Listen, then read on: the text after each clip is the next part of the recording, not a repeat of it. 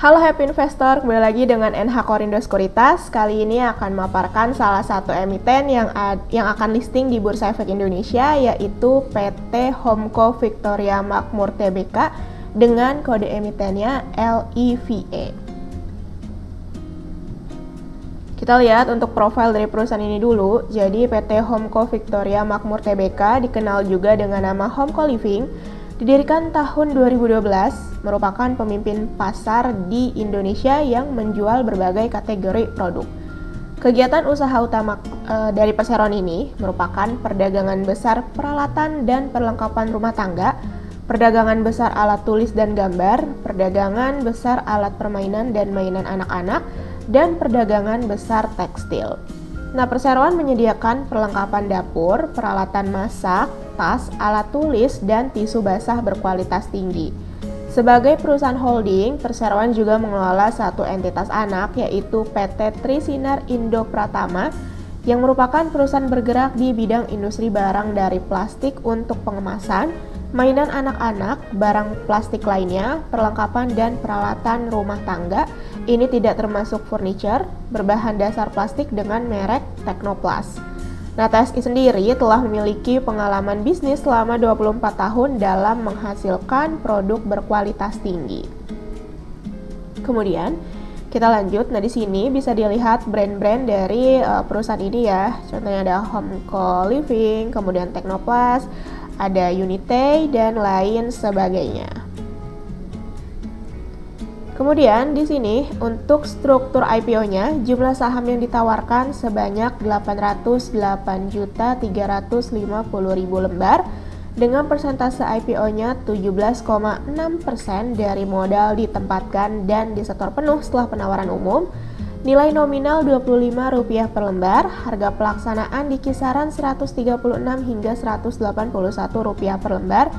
Adapun nilai IPO yang didapat itu maksimal Rp146.311.350.000. Dengan penjamin emisi kali ini ada PT Binarta Sekuritas dan PT Samuel Sekuritas Indonesia. Kemudian kita lanjut di sini untuk jadwal IPO-nya. Masa penawaran awal 19 hingga 24 Januari, tanggal efektifnya 31 Januari, masa penawaran umum 2 hingga 6 Februari. Tanggal pencatahan yaitu di 6 Februari, tanggal distribusi sahamnya 7 Februari, dan tanggal pencatatan di Bursa Efek Indonesia yaitu 12 Februari. Kemudian, dana hasil IPO ini akan digunakan oleh emiten secara rinci. Rp25 miliar ini akan digunakan perseroan untuk pelunasan sebagian utang perseroan kepada PT Bank Sentral Asia Tbk sebesar Rp25 miliar yang akan jatuh tempo.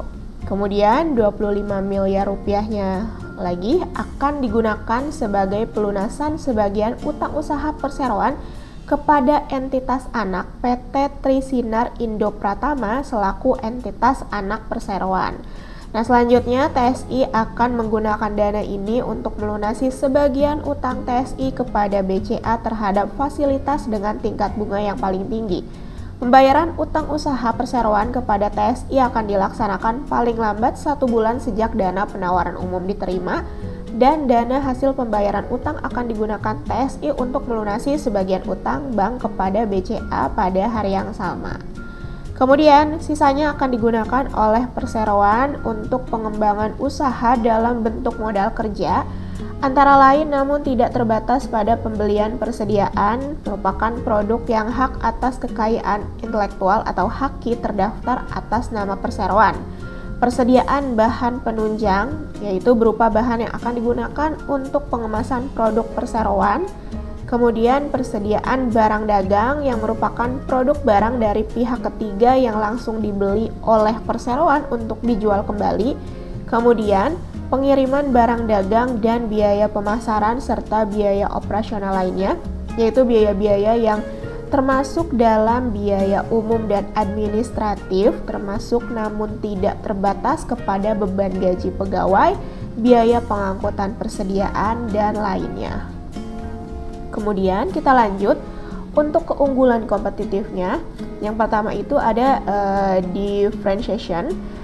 yang mengedepankan kualitas maupun fitur produk, sedangkan entitas anak TSI fokus kepada cost leadership, yang mana kombinasi keunggulan kompetitif perseroan dan entitas anak yaitu TSI yang dikelola dengan baik dengan tujuan mendapatkan pangsa pasar yang lebih besar dibandingkan dengan fokus hanya pada satu faktor kompetitif seperti cost and differentiation.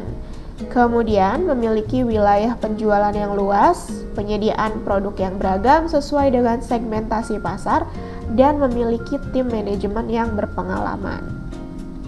Kemudian faktor-faktor risiko utamanya yaitu risiko terkait persaingan usaha. Risiko usahanya risiko pembatalan atau hilang kontrak dengan mitra distribusi.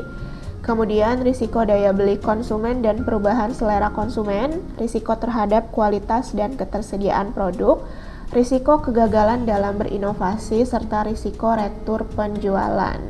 Kemudian untuk risiko umumnya ada risiko kondisi perekonomian secara global, risiko force majeure, kemudian ada risiko hukum. Sementara untuk risiko bagi investor sendiri antara lain ada risiko likuiditas saham, risiko fluktuasi harga saham perseroan, serta risiko ketidakmampuan perseroan untuk membayar dividen di kemudian hari.